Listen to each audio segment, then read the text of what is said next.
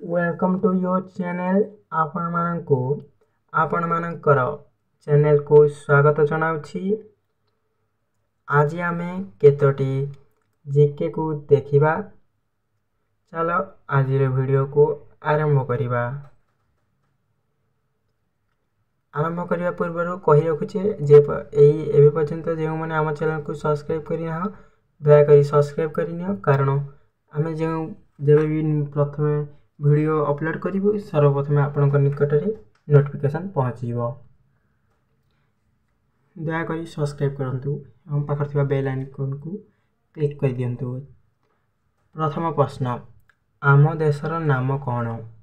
उत्तर भारत। प्रश्न नंबर 2, आम राज्यर नाम कौन? उत्तर ओडिशा। प्रश्न नंबर 3, भारत रे क्यों महादेश रे अवस्थित? भारत एशिया महादेश रे अवस्थित।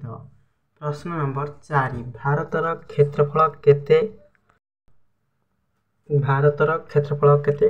31,87,263 वर्ग किलोमीटर। भारतर क्षुद्र राज्यर नाम कौन? गोवा।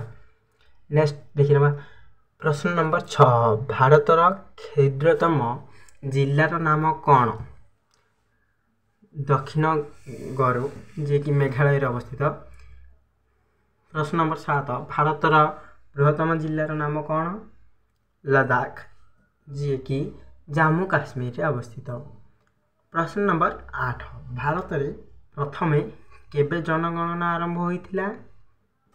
1881। प्रश्न नंबर 9, भारतर दीर्घतम नदीर नाम कौन? गंगा नदी। प्रश्न नंबर 10, भारत दीर्घतम सेतुर नाम कौन? महात्मा गांधी सेतु। एइटी थिला 10टी और आहुरी 20टी प्रश्न 10टी भाग रे आसीबो। आहुरी 90 प्रश्न 10टी भाग रे आसीबो। Thanks for watching.